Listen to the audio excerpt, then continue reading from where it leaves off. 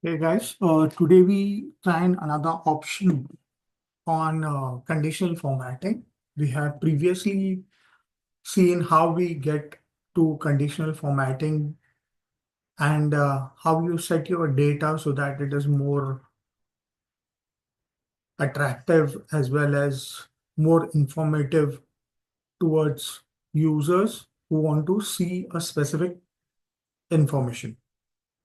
Yeah. So again, we go to Home tab on the ribbon, go to styles group, and within the style groups, we go to conditional formatting. In this, we have in earlier videos already seen highlight, cells by rules, top bottom rules, data bars, color scales. And now today we'll check on the icon set. Now you can use the set of icon built into conditional formatting drop-down menu to represent the values in the selected range that you have. Yeah, the icon set employs different combination. You can see that, right? So there is directional icons. There are shapes which are available. There are indicators which could be used as a red flag or a right or wrong thing in your data. Or you can use ratings. Yeah, everyone knows what is ratings, right? So the icon set employs different color combinations such as green, yellow, red, or any custom color that you want to highlight the maximum, minimum, and the mid values. So it usually gives you the maximum, minimum, and the mid values with contrasting colors as such, which gives the distinct values according to the distinct values. Now you can also custom icon set, allowing you to set your own icon style based on the defined conditional formatting. So we can check the custom formatting as well with the use of more rules. So as I said, there are 4 categories of icons. We can see here the directional category. Second is the shapes. Third is indicators and ratings.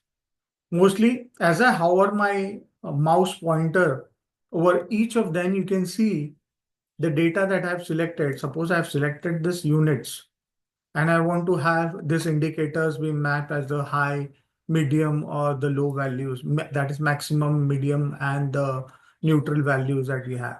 So I go to icon set. I can use any of the icon sets here. So I can use a directional set. You can see the changes that are happening on the units. Just next to the numbers, we are getting the arrows.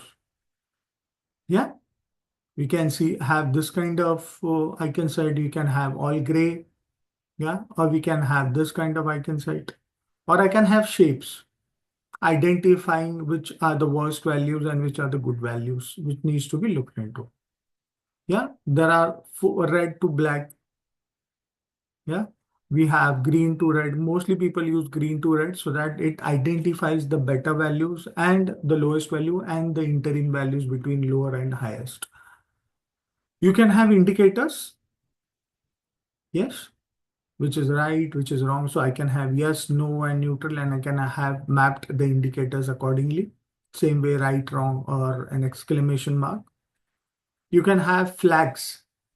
Sometimes we use flags to identify a particular thing. So that's how you can use flags. Or you can use ratings based on the numbers that you have. Yeah, so you have different types of ratings available. If since 95 is the highest, you can see here 95 is the highest over here. So all the 4 squares are being filled, wherein 27 is the lowest, where none of the squares are filled. Okay.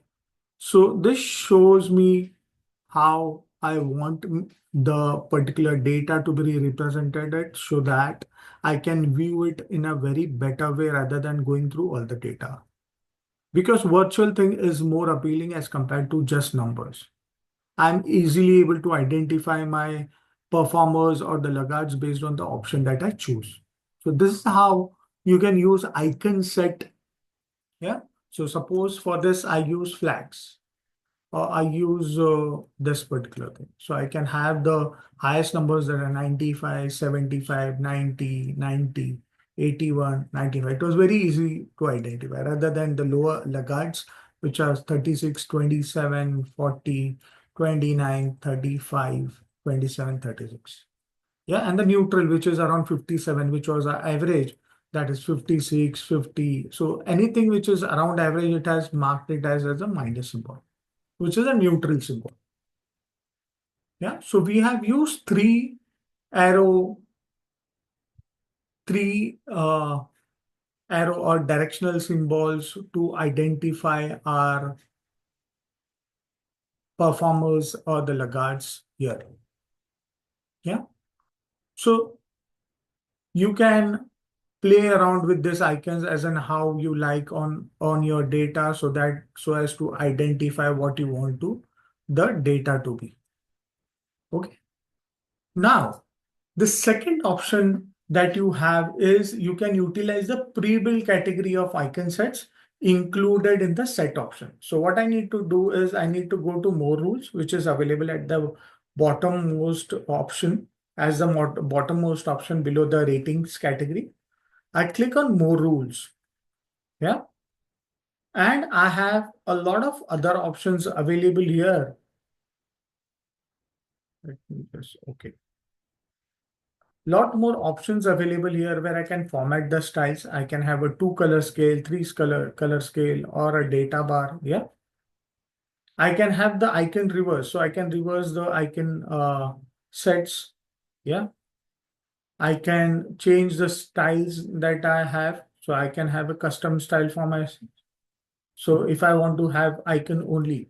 So suppose now I do the same thing for the total data.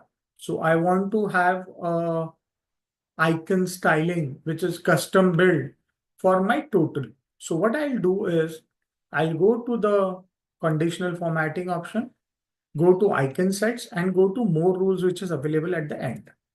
This will open the new window.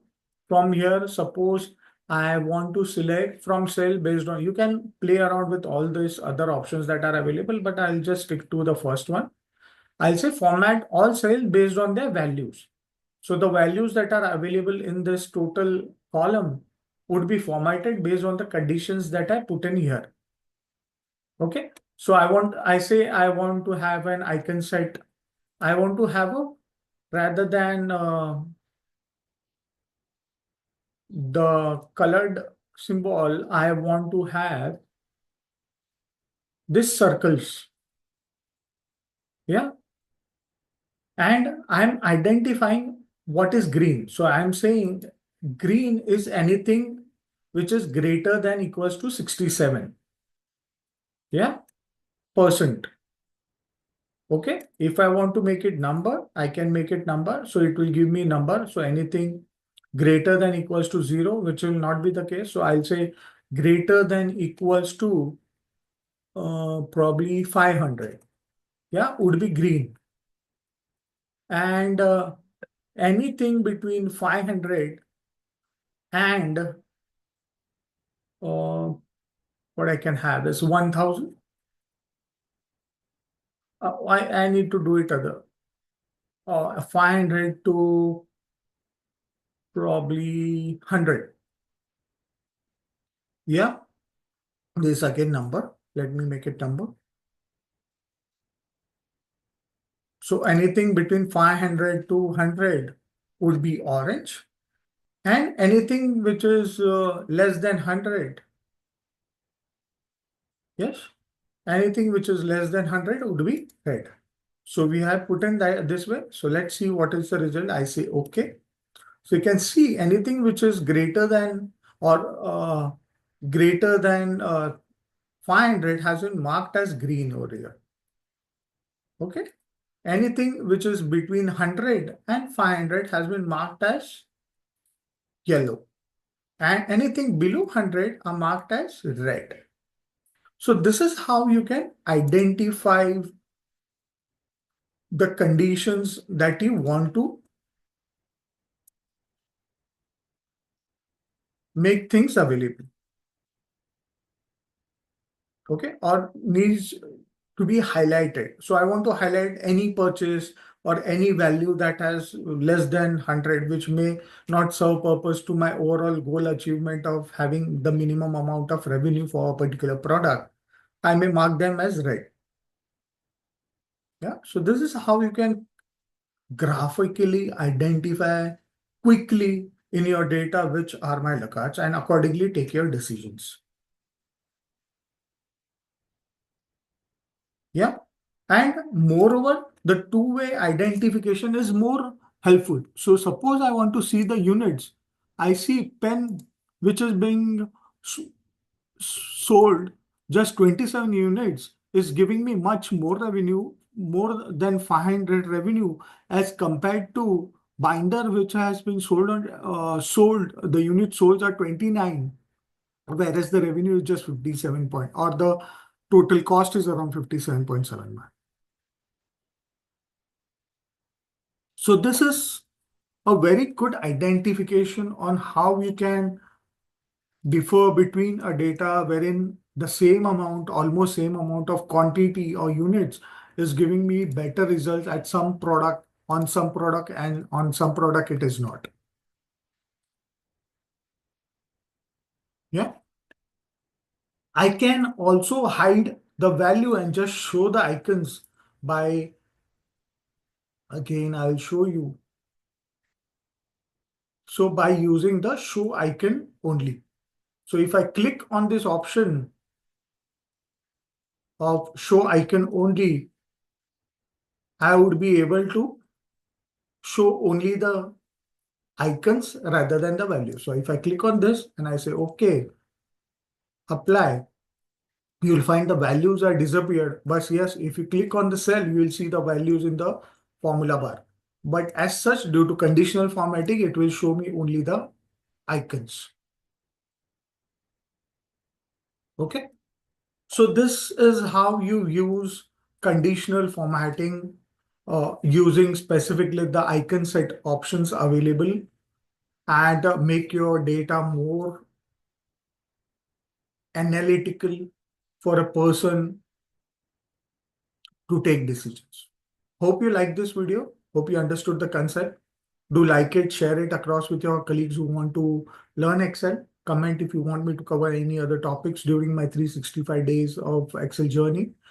And yes, do not forget to subscribe to my channel because this is how you will get all my videos directly to your inbox.